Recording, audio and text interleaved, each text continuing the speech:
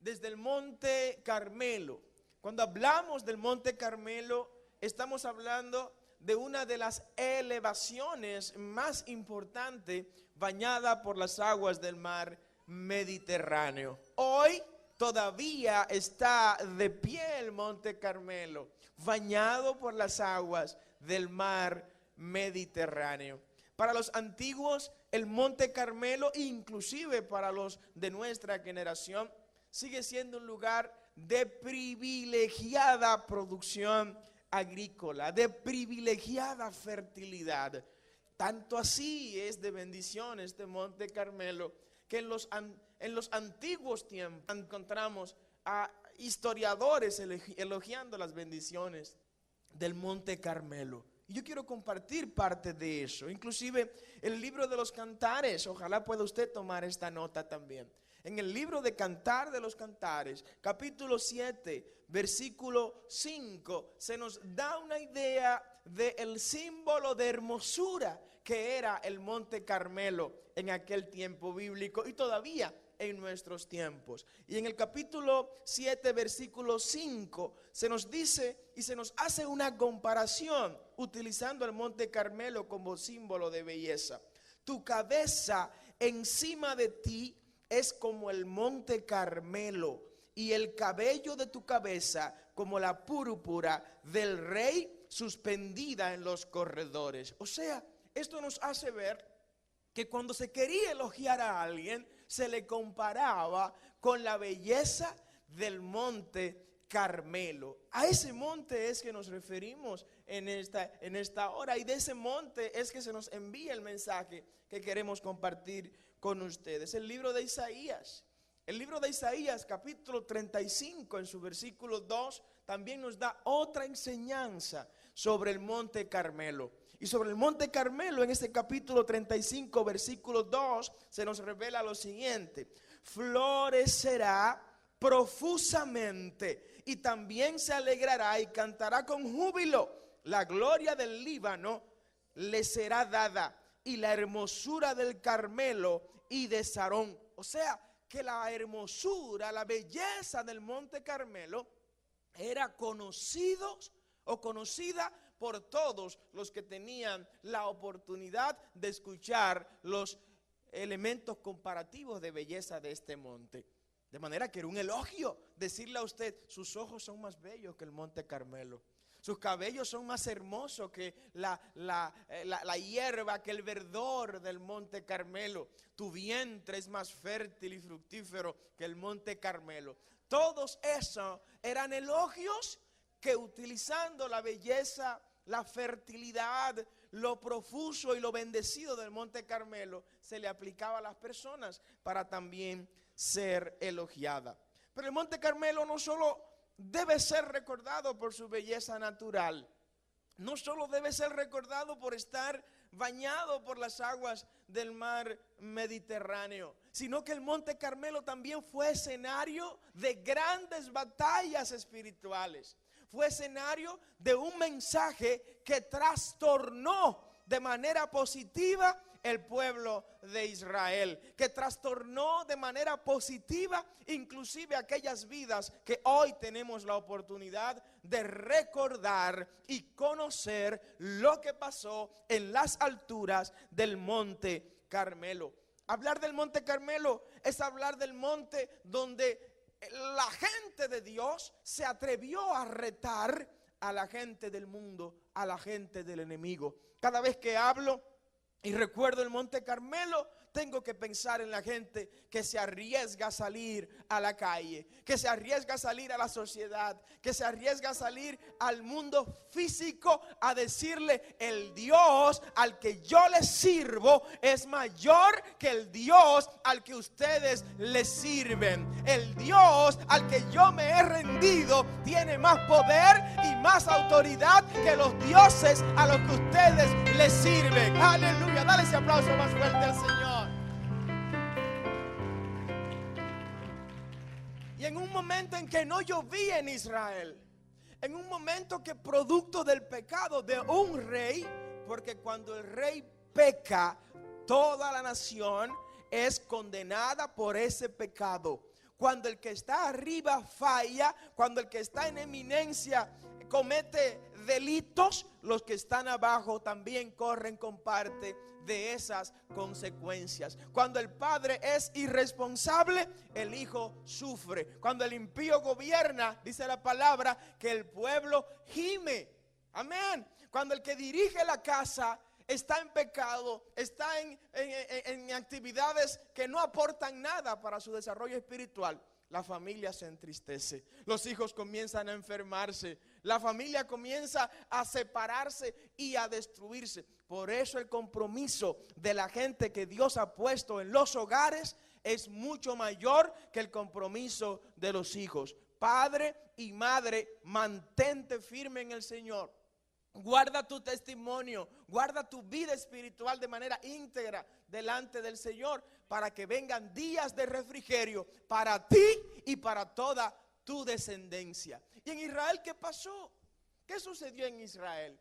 En Israel hubo un rey llamado Acab, el rey Acab, hijo del rey Omri. Este rey Acab decidió contraer matrimonio con Jezabel, la hija de Etbaal, que Etbaal era un sacerdote del culto al dios pagano Baal.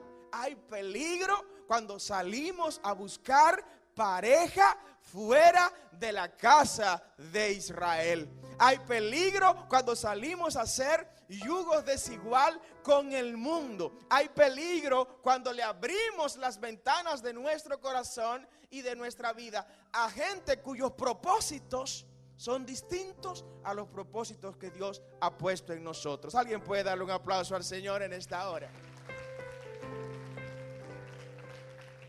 Quien le va a acompañar en su vida, quien va a vivir con usted, con quien usted decide compartir los días que le quedan por vivir, no define su salvación, pero mire, puede empujarlo a las puertas del infierno o puede llevarlo a las puertas del cielo. Amén. La salvación depende de Cristo. La salvación depende de Dios. Pero la persona que usted escoge para vivir con ella puede ayudarla a acercarse a la gloria o puede empujarla a las puertas del infierno. Por eso es importante tener cuidado, y le hablo nuevamente a las jóvenes y a los jóvenes, tener mucha cuenta con quién decidimos unir nuestro futuro, unir nuestras vidas. Acab escogió a Jezabel. Y mientras Acab, cuando vemos los nombres de los hijos de Acab, los nombres y el significado de los nombres de los hijos de Acab, usted percibe, bueno, pero este hombre creía en Israel, pero también por amor a su esposa comenzó a adorar a Baal. Comenzó a construir altares en los lugares altos para Baal, un dios pagano y enemigo del culto a Jehová. Y por esa razón el Señor levantó profeta, porque siempre que haya un Acab, aparecerá simultáneamente un Elías para que la voz de Dios se escuche. Dale ese aplauso al Señor, amén. Que no crea Acab que va a estar solo. En nuestras vidas va a aparecer la palabra de Dios para pedirnos que nos levantemos, que no todo está perdido, pero también para decirnos que estamos pecando y que debemos volver al principio. Cuando el camino, volvamos al principio. Al altar de Dios. Y eso fue lo que hizo Israel. Cuando Elías ve lo que está pasando, cuando Elías se da cuenta de la manera como Acab está corrompiendo al pueblo, el rey de Israel, que por la palabra mía, Dios, que tienen autoridad de Dios, que no son, a la gente que saben que no son un instrumento más de esta sociedad.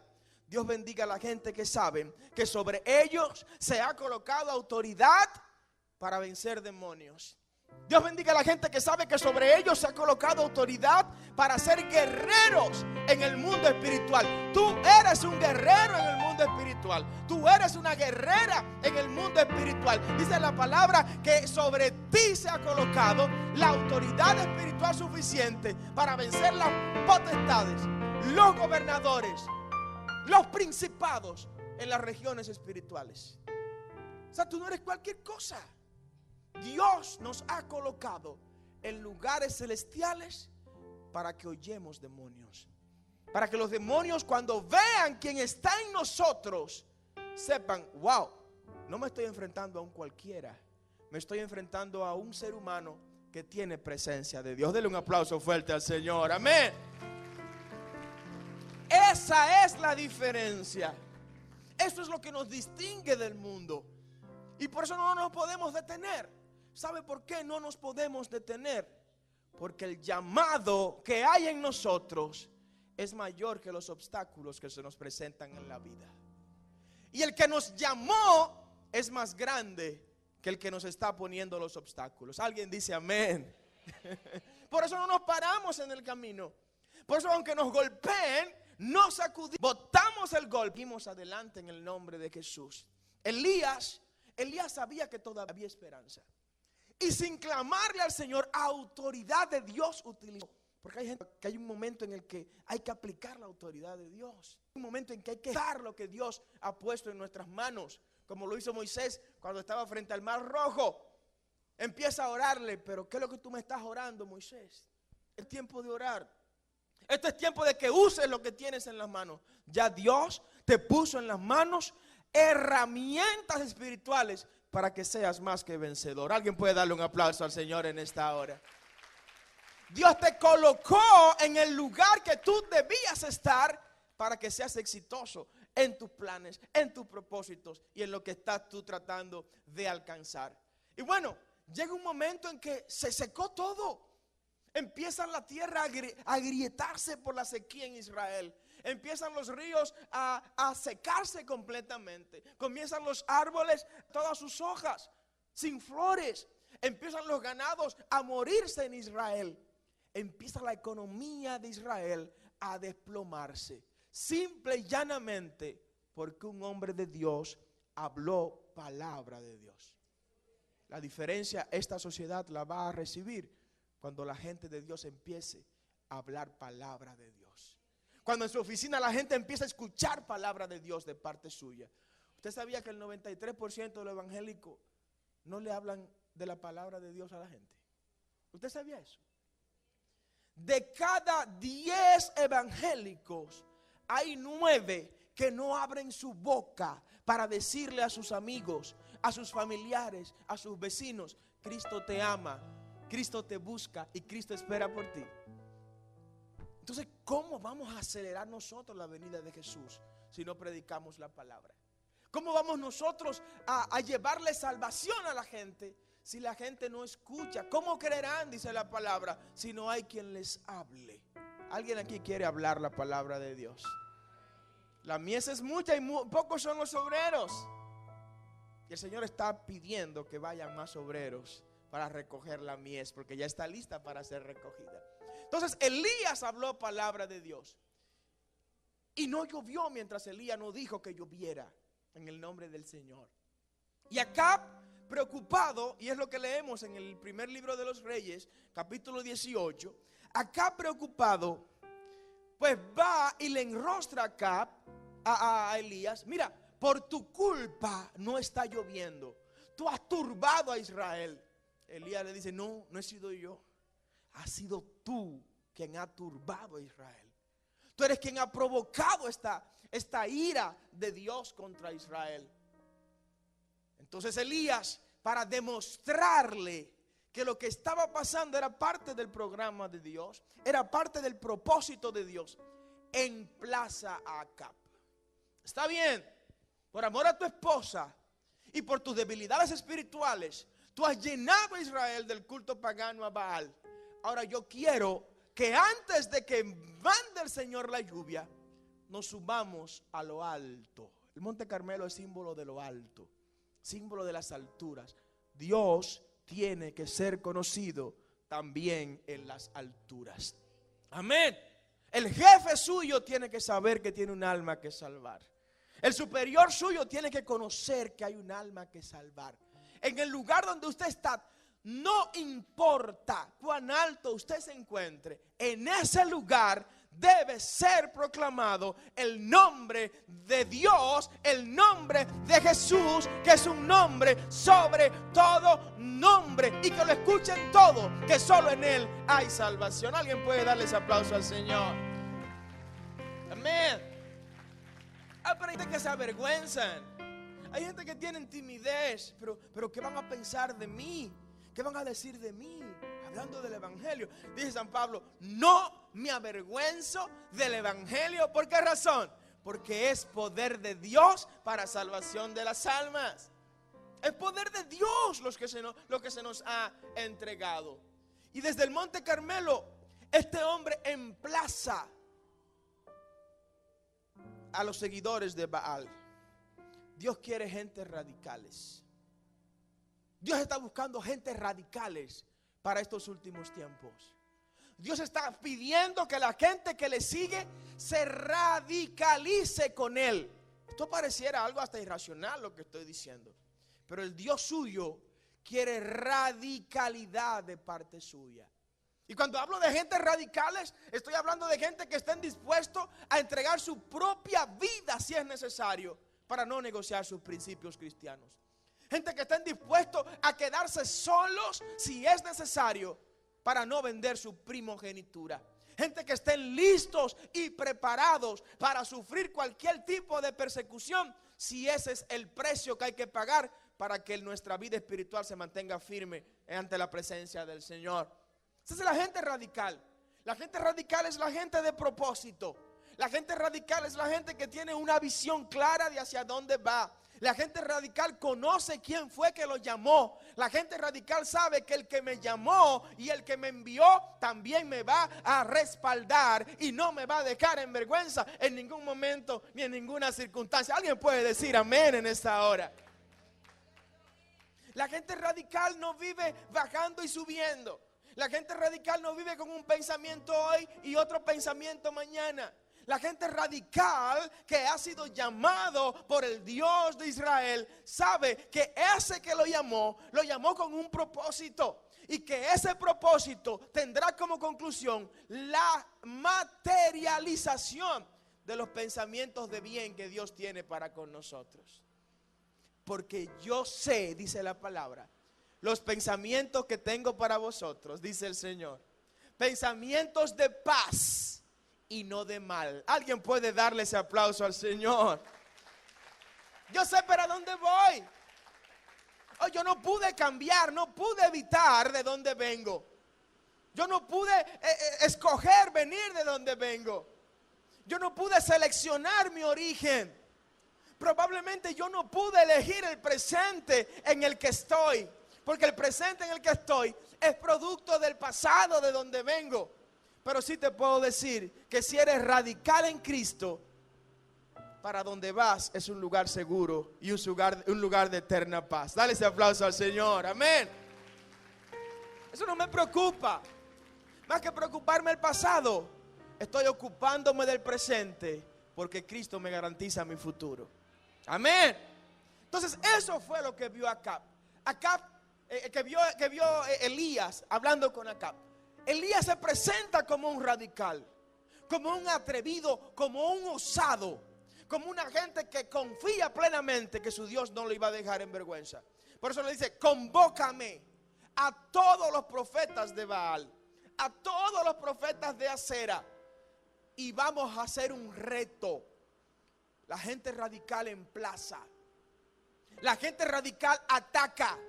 La gente radical no está como un mojigato esperando que le envíen un golpe para defenderse y estar a la defensiva. La gente radical ofende de manera positiva a favor del reino de Dios. La gente radical ataca. La gente radical incomoda. Sí, incomode a su vecino. Incomode a su amigo. Dígale que está pecando con amor. Dígale que tiene que cambiar su vida. Dígale que no le conviene tener 2 mujeres. Dígaselo. Dígale que no le conviene alcoholizarse, que no le conviene drogarse. Moleste a la gente, incomódela, hágala sentir que tiene que cambiar. Eso fue lo que hizo Elías en Israel. ¿Alguien me acompaña en esa visión? Amén. El pueblo perece por falta de conocimiento. A la gente hay que decirle lo que está haciendo para que sepa que puede tener una nueva vida en Cristo Jesús. Fue lo que hizo Elías con Acab y lo emplazó al Monte Carmelo. Y dice la palabra, y aquí quiero irme nuevamente al primer libro de los Reyes, capítulo 18. Ojalá usted pueda tomar nota y buscarlo conmigo. En el versículo 21. Y acercándose Elías a todo el pueblo, dijo al pueblo. Oiga, cómo es que hablan los radicales. La gente radical es la que va a cambiar esta sociedad. La gente radical es la que le va a meter a Cristo por boca y nariz a la gente. La gente radical es la que va, óigame, a saturar las redes sociales con mensajes de que Cristo salva y que Cristo sana. La gente radical es la que va a demostrarle a esta sociedad que se puede hacer negocios sin engañar a la gente. La gente radical es la que le va a enseñar a esta generación que se puede ser feliz con una sola mujer. La gente radical es la que le va a enseñar a la gente que podemos crecer y avanzar sin tener que perder nuestros principios y nuestros valores. Y Elías se acerca y le dice a todo el pueblo: ¿hasta cuándo? Estoy en el versículo 21. ¿Hasta cuándo claudicaréis vosotros entre dos pensamientos? Un radical le está diciendo al pueblo: ya basta de ustedes hoy creer una cosa y mañana creer otra cosa. Ya basta de hoy ustedes estar en el espíritu y mañana estar, estoy caído, pastor, ya no puedo más, me golpeó el enemigo, me agarró, me dio por aquí, me dio por allá y mire cómo me tiene. Lo que está diciendo ese radical, Elías, y me encanta la radicalidad de este hombre, es que la persona que decidió poner la mano en el arado no puede mirar hacia atrás, porque deja de ser digno de ser llamado seguidor de Jesús. Amén. Estamos hablando de la gente radical. ¿Hay algún radical en esta hora, en este lugar? Oh, yo quiero ver las manos levantadas de los radicales, de la gente que están dispuesta a estar en un solo pensamiento y que sea el pensamiento de Cristo. Esos son los radicales, los que trastornan positivamente la sociedad. ¿Hasta cuándo claudicaréis vosotros entre dos pensamientos? Si Jehová es Dios, entonces seguidle. Si es Baal, id en pos de él. Y usted sabe lo que hizo el pueblo, porque no era radical. El pueblo se quedó callado, pero el mensaje ya estaba sembrado. Miren, el Señor no nos envió a convertir a nadie. En ningún lugar en la Biblia usted va a encontrar id y convertir a todo el mundo. ¿Verdad que no? No, id y ¿qué cosa? Predicad a todo el mundo, a toda criatura. Y todo el que creyere y fuera bautizado, este será salvo. Mas el que no creyere, este será condenado. La gran comisión es ir y predicar. El Espíritu Santo se encarga de los demás. Amén. De convencer de pecado, el Espíritu Santo se encarga. Pero los radicales predicamos. Los radicales sembramos la semilla. Los radicales colocamos la simiente en el corazón de la gente. Colocamos el evangelio en la mente de los demás. Y el Espíritu Santo se encarga de hacerlo fertilizar, de hacerlo crecer y de que dé sus frutos a tiempo y afuera de tiempo. En el Monte Carmelo se hace un llamado para que seamos radicales, para que dejemos de estar a la expectativa y empecemos a ser actores principales de la escena de Dios. Amén. En el Carmelo se nos dice: salgan de las gradas y vengan al home play. En el Carmelo se nos dice: óiganme, dejen de estar mirando desde afuera y vengan a ser parte como actores principales de esta escena, de la escena del evangelio para este tiempo. Ese es el mensaje desde el Monte Carmelo. Desde el Monte Carmelo se nos da el mensaje de valor y de coraje para desafiar al mundo. Valor y coraje para desafiar al mundo. Es una característica de los radicales. Los que desafían, los que se atreven a retar al mundo y decirle: te aseguro que yo no voy a pecar en el nombre de Jesús. Te aseguro que yo no voy a caer en el nombre de Jesús. Te aseguro que voy a permanecer en el nombre de Jesús. Te aseguro que voy a perseverar en este camino.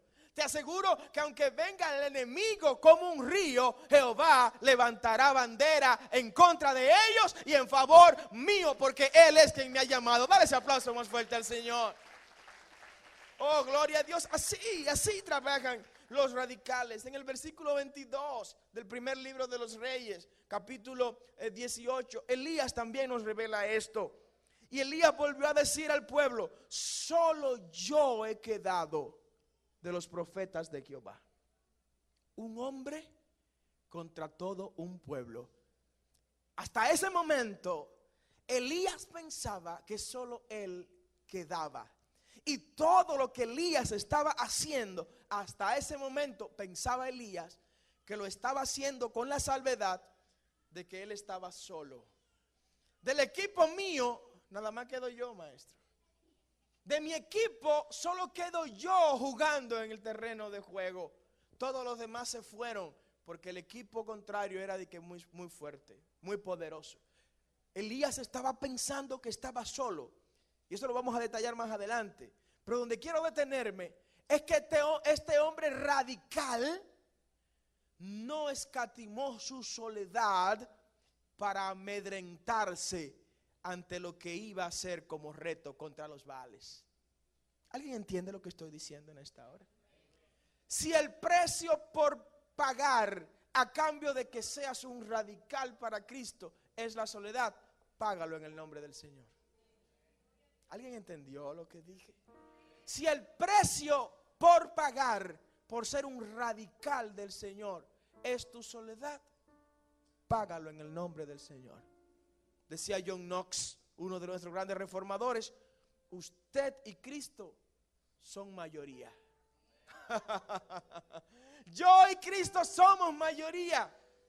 Y eso Elías lo entendió, que él y Jehová eran mayoría. Y sigue diciendo en el versículo 18, solo he quedado yo como profeta de Jehová. Más de los profetas de Baal hay 450 hombres. Él no está diciendo que le tiene miedo a esos 450 hombres. No, para nada. Porque un hombre de rodillas, un hombre que sabe cómo conquistar a su Dios, es más poderoso que todos los ejércitos que invadieron a Normandía en el día D en la Segunda Guerra Mundial. Un hombre de rodillas, una mujer de rodillas es más poderoso que todos los ejércitos de la OTAN. Un hombre o una mujer de rodillas es más poderosa que todas las fuerzas bélicas que la humanidad pueda tener en este tiempo. Por eso Elías no escatimó el ser el uno para enfrentarse a los 450 profetas de Baal. La gente radical no tiene miedo. La gente radical no tiene miedo. Se baña de coraje. Hay una palabra en hebreo que es la palabra yaré, que se traduce como miedo reverencial a Jehová, Dios de los ejércitos. Ese es el único miedo que debemos tener. Que es temor más bien, que es reverencia, que es respeto. Es lo único que podemos nosotros describir que tenemos como temor. El temor yaré, temor a Jehová nuestro Dios, que es un temor, repito, reverencial, de respeto, de reverencia, de humillación.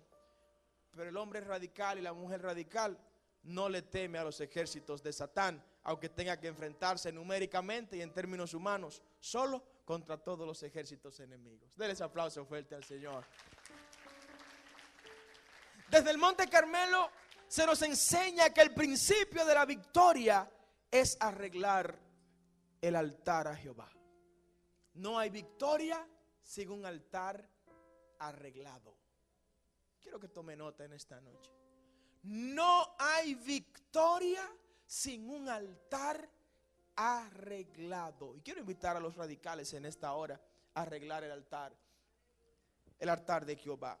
El versículo 30 del primer libro de los Reyes, capítulo 18, se nos revela como antesala de toda victoria espiritual el arreglar nuestro altar ante el Señor. Con el altar destruido, con el altar contaminado, con el altar desordenado, no podrás ver la victoria en tu vida. La victoria del Señor en tu vida, en tu familia, en tus proyectos, en tus negocios. El versículo 30 nos revela lo siguiente. Entonces dijo Elías a todo el pueblo: acercaos a mí. Y todo el pueblo se le acercó. Y Elías, arregló el altar de Jehová que estaba arruinado. ¿Qué había pasado antes de eso?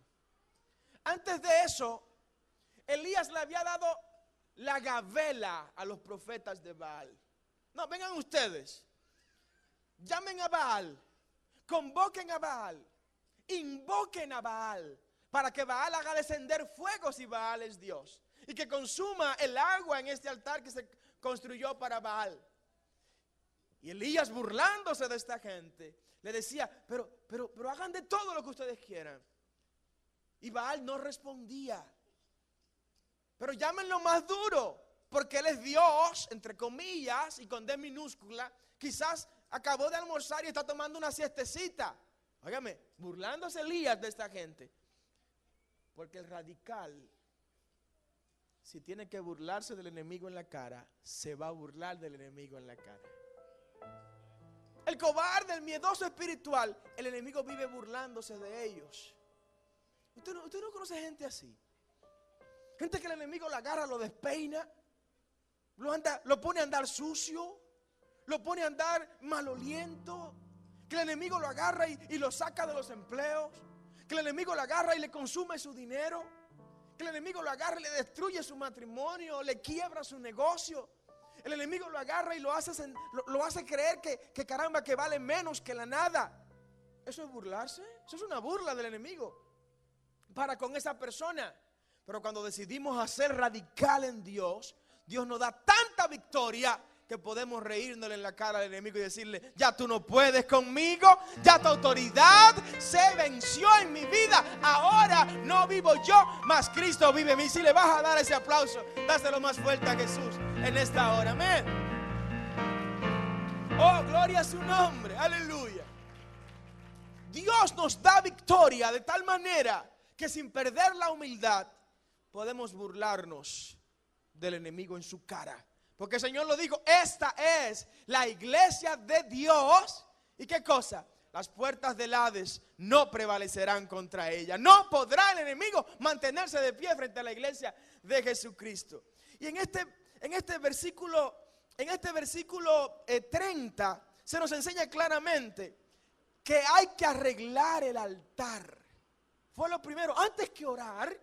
Elías, antes de demandar que descendiera fuego para que consumiera el agua, que consumiera el polvo y consumiera todo lo que se había puesto en el altar, Elías arregló su altar. Hermanos, te puedo asegurar que para que puedas ver la gloria de Dios en tu vida, tienes que arreglar el altar de Jehová. No podrás ver el fuego descender en tu vida como descendió en el Monte Carmelo hasta que no arregles el altar de Jehová para que descienda el fuego. No hay fuego sin altar arreglado a Jehová. No hay victoria sin altar arreglado a Jehová. Hay gente que quieren ser bendecidos. Hay gente que quieren ver la victoria de Dios en su vida. Hay gente que quieren ver tiempos de gloria como nunca antes en su vida, pero no quieren pagar el precio de arreglar el altar. Quieren vivir una vida en dos pensamientos, claudicando entre el mundo y el evangelio, y de esa manera no podremos ver el fuego de Dios descender en nuestras vidas. Si quieres construir el futuro que Dios quiere para ti, comienza arreglando el altar de Jehová en tu vida. Comienza arreglando el altar de Jehová en tu familia. Comienza arreglando el altar de Jehová con tu pareja. Comienza a arreglar el altar de Jehová en todo lo que a ti respecta. Y te puedo asegurar, sin temor a equivocarme, que los tiempos del fuego, los tiempos de la bendición estarán pronto por llegar, porque ya el altar está arreglado. Dale ese aplauso fuerte al Señor.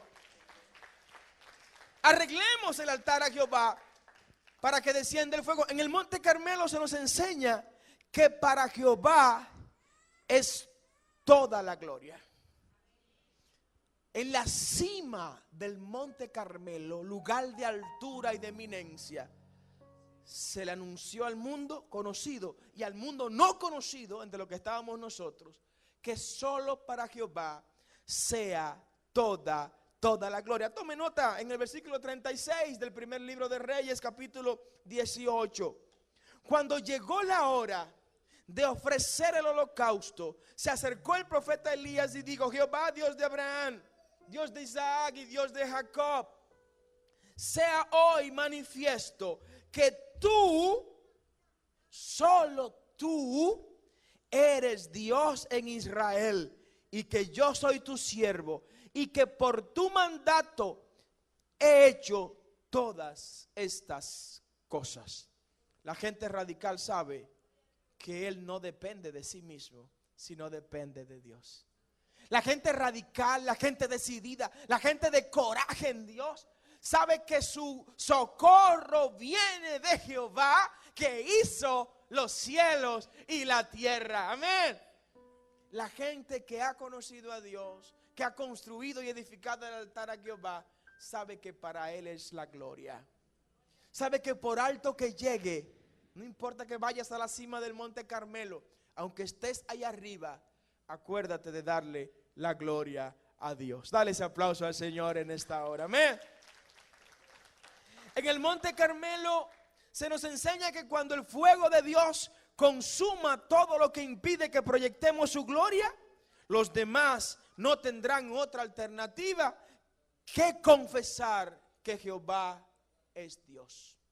Decía San Agustín que la mejor manera de predicar es con nuestro testimonio mismo, con nuestra propia vida. ¿Y aquí qué pasó en el Monte Carmelo?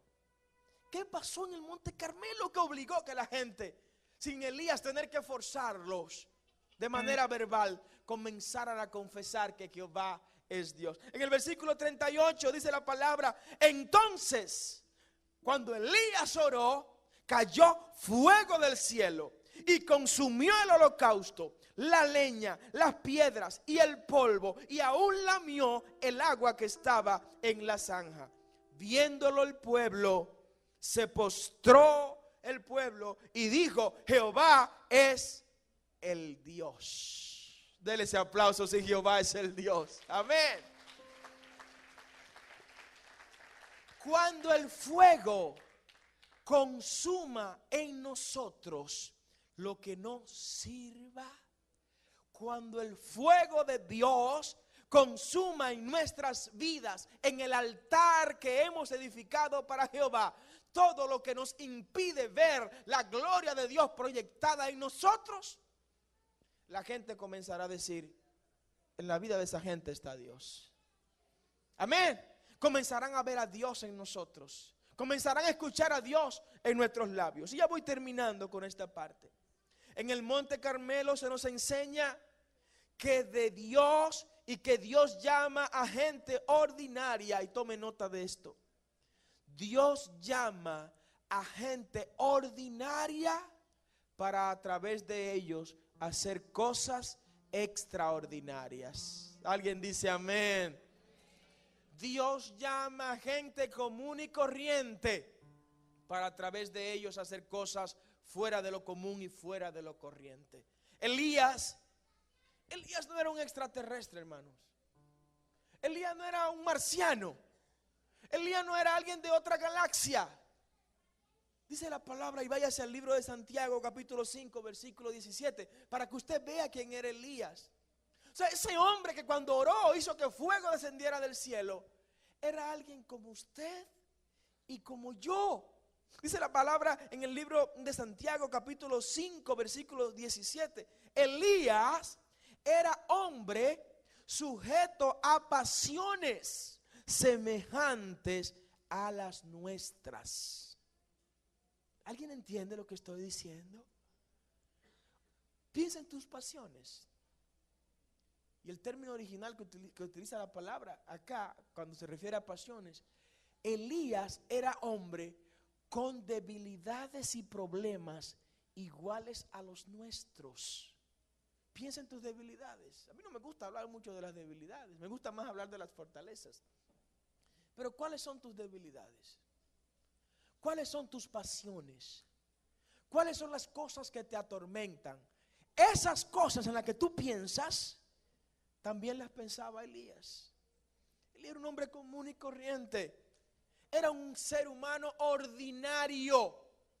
Pero en el Monte Carmelo, Dios lo puso a hacer cosas extraordinarias. Ponte de pie en esta hora. Yo quiero ver si hay alguien ordinario acá que esté dispuesto a dejarse usar por Dios para hacer cosas extraordinarias. Si hay gente que quiere radicalizarse con su Dios en esta hora, gente que se dispone a pagar el precio aún de la soledad. Si a cambio de esto el fuego de Dios va a descender y va a consumir lo que no funciona, lo que no sirve, para que los demás vean a Dios proyectados en nosotros.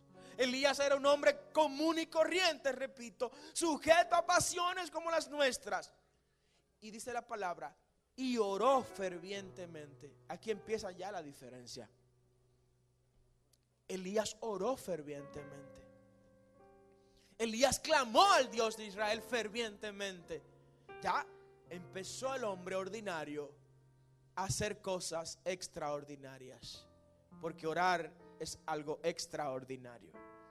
Clamar al Dios de Israel es algo extraordinario, porque cuando oramos abrimos un portal en el cielo y a través de él comenzamos a transmitir información desde el mundo ordinario al mundo extraordinario. Pero a través de ese mismo portal comenzamos a recibir información del mundo extraordinario para bendecir a este mundo ordinario. Alguien puede darle un aplauso al Señor. Cuando oramos salimos de lo corriente, salimos de lo común. Y aunque lo hagamos con lenguaje ordinario, en el cielo se recibe nuestra voz de manera extraordinaria.